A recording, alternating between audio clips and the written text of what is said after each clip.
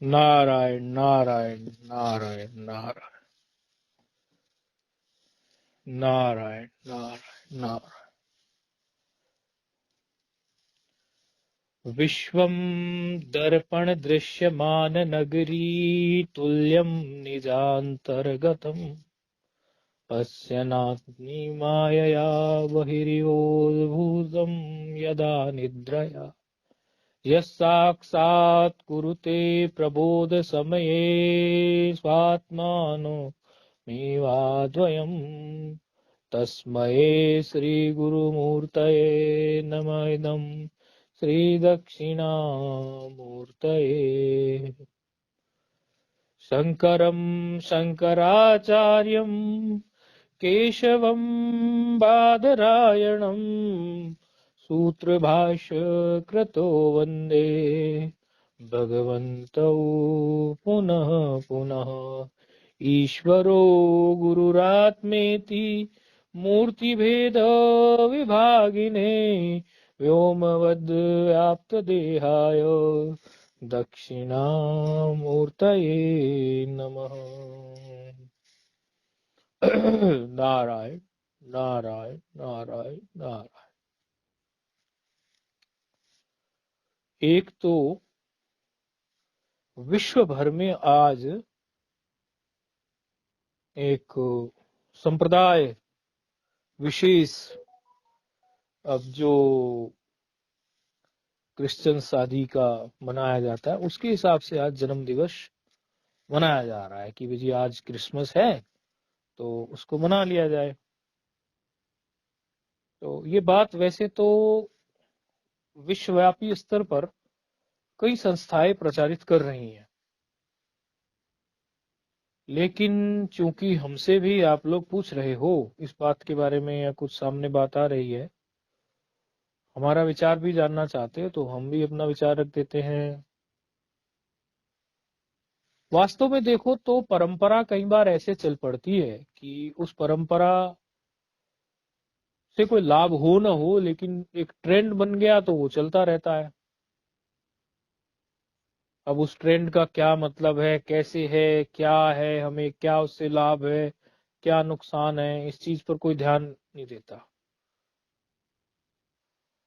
अरे आप भले जन्मदिन मनाओ, किसी एक व्यक्ति का जन्मदिन मनाओ, एक संप्रदाय चलता है और हमारा किसी से कोई मतभेद भी नहीं है या हमारा किसी से कोई ऐसा भी नहीं है कि कोई किन्हीं जिनकी श्रद्धा है कि उन लोगों को जन्मदिन नहीं मनाए या कुछ नहीं मनाए। होते हैं अपने अपने जो जिस संप्रदाय का धर्म नहीं संप्रदाय बोल रहे, ध्यान देना, धर्म नहीं संप्रदाय बोल रहे हैं। धर्म तो एक ही है, बाकी तो छोटे मोटे संप्रदाय हैं। आप ईसाई विशेष संप्रदाय को मानने वाले लोग हो, वैसे तो थोड़ी बौद्धिक क्षमता अब ईसाइयों में भी ये होने लगी है कि जिस वृक्ष का आप पूजन कर रहे हैं वो वृक्ष की लकड़ी भी कोई किसी काम नहीं आ रही ज्यादा, और वृक्ष के पत्ते तो किसी काम आ ही नहीं रहे। तो कई संतों ने यह आह्वान किया कि भाई आप मनाना चाहो तो मनाओ। हम्म? ये संदेश जो है ये वो आप विश्वव्यापी समझ लें। तो तुलसी के वृक्ष को पूज लीजिए भाई।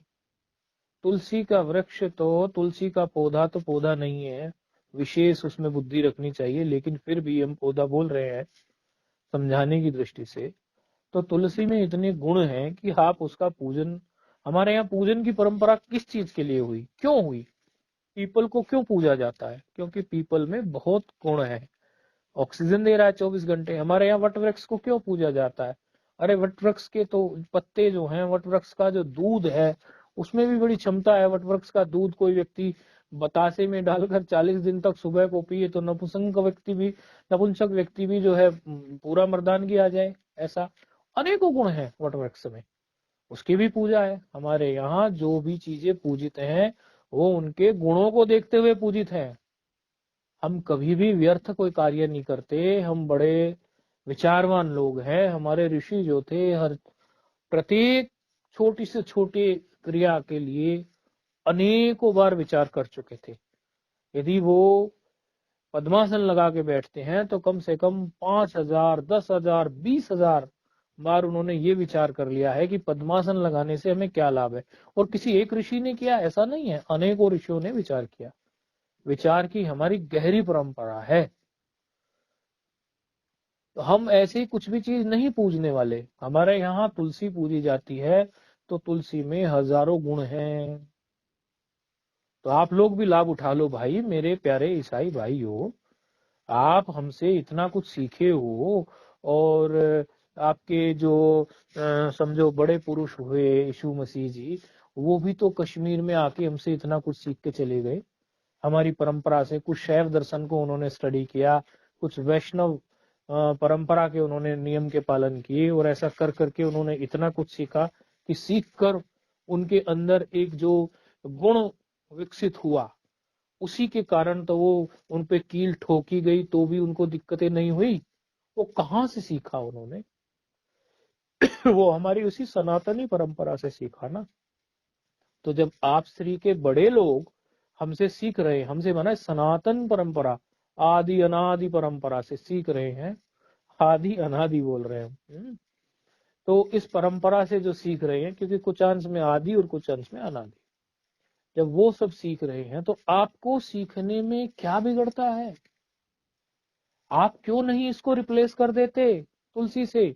आप आपको पूजन करना है, लाल कपड़े पहना के आपको पूजन करना है भाई। देखो भाई, सनातनी लोग तो ऐसा नहीं करेंगे। जो सनातनी लोग हैं उनको, उनके जीवन में तो पहले ही संत होते हैं, तो सेंटा की उनको जरूरत भी नहीं है।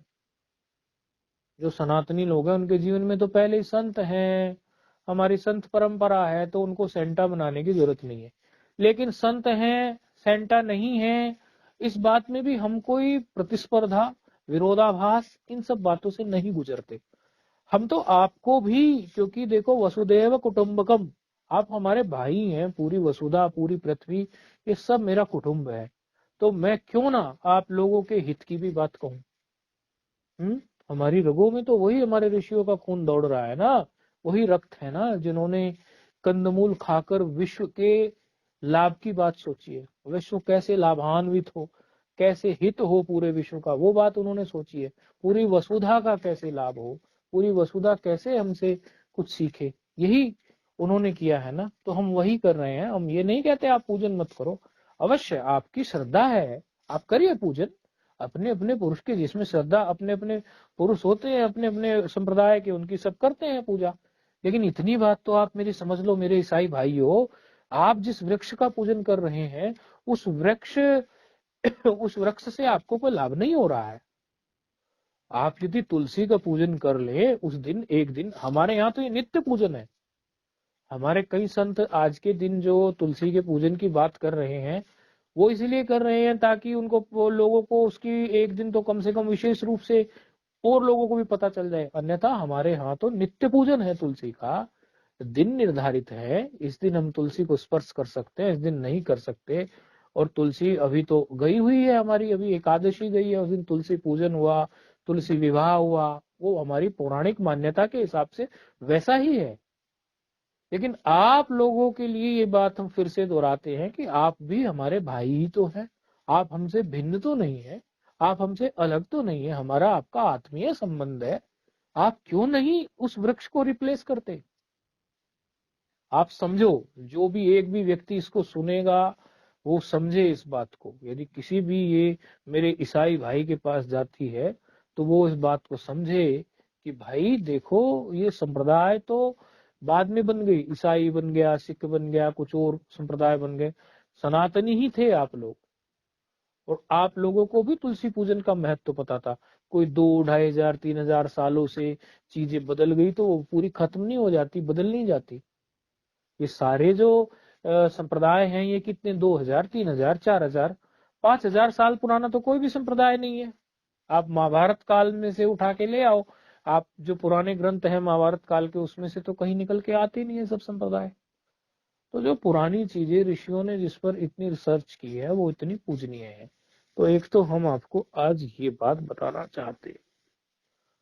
दूसरा ये है, ये बात तो वैसे आप विश्वव्यापी स्तर पर सब लोग समझ रहे हैं यीशु मसीह ने ध्यान सीखा था, शैव परंपरा से भी उन्होंने उसको स्टडी करके समाधि इत्यादि वो सारी चीजें सीखी थी आके, फिर जितना वो सीख पाए उसके आधार पे ही वो इतना प्रसिद्ध हो गए। आप ये समझिए कि आपके बड़ों ने इतना सीखा है और वो इतना प्रसिद्ध हो गए, आप यदि उनसे भी ज्यादा सीख लो तो आप और भी प्रसिद्ध हो जाओगे। यदि आपको प्रसिद्धि चाहिए, कल्याण हो जाएगा आप लोगों को, मोक्ष मिल जाएगा आप लोगों को। आपके जो संप्रदाय में इतने सारे अंधविश्वास है उनसे आपका पीछा छुड़ जाएगा। विश्व में सबसे ज्यादा अंधविश्वास दो ही संप्रदायों में है, नाम बताने की जरूरत नहीं है, दो संप्रदाय में सबसे ज्यादा अंधविश्वास है। एक जो पीर पैगंबर वालों में है, दूसरा जो है मेरा यीशु यीशु मेरा यीशु यीशु। दोनों के अंदर अत्यंत ही अंधविश्वास है, क्योंकि विचार की परंपरा यहाँ गौण हो गई है। जिस कम्युनिटी में, जिस समाज में, जिस संप्रदाय में, जिन लोगों में, जिस सोसाइटी में विचार की प्रधानता ना रहकर भावना की प्रधानता हो जाएगी, वो कम्युनिटी उतनी ही गर्त में चली जाएगी। आज हमारे सनातनी भी जो छोटे छोटे छोटे छोटे संप्रदायों में उलझते हैं या कोई इधर उधर जाता है, तो समझो उसका विचार कमजोर है, उसकी भावना मजबूत हो गई है, और भावना से हमेशा विचार बड़ा होता है। आप अपना विचार यदि सुदृढ़ करेंगे तो आपको पता चलेगा कि वास्तव में ओरिजिनेशन किधर से है, परंपरा कहाँ से चल रही है, और जीवन को सही जीने का ढंग क्या होता है।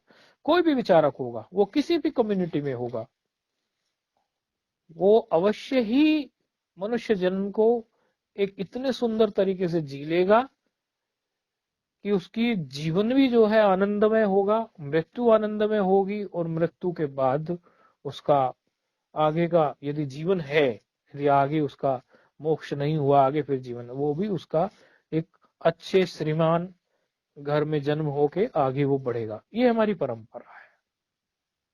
तो इस बात को आप लोग समझ लो। ठीक है, आप लोगों को बधाई हो, कोई बात नहीं है, हमें कोई इसमें वो नहीं है। आपके जिनमें आपकी श्रद्धा है, हमारे घर परिवार में भी तो हमारे किसी में श्रद्धा होती है तो हम उसके जन्मदिन को मनाते हैं, घर में, परिवार में, आसपास में। बाकी आप तुलना नहीं कर सकते कुछ भी, या विश्व को आप कोई ऐसा संदेश नहीं दे सकते कि पूरा विश्व जिससे लाभान्वित हो सके। आप तुलना नहीं कर सकते। सेंटा और संत कभी एक जैसे नहीं हो सकते, ये कभी आप तुलना नहीं करें, ऐसा करने से कोई लाभ नहीं है। दूसरा, आप जो है विश्वव्यापी स्तर पर कुछ ऐसी चीज प्रसारित नहीं कर रहे हैं जिससे कि मानव मात्र को लाभ हो। मानव मात्र को लाभ होने की जो चीजें हैं उनको आप भी पालन करें, और औरों को भी पालन आप लोग करवाएं। नारायण नारायण नारायण।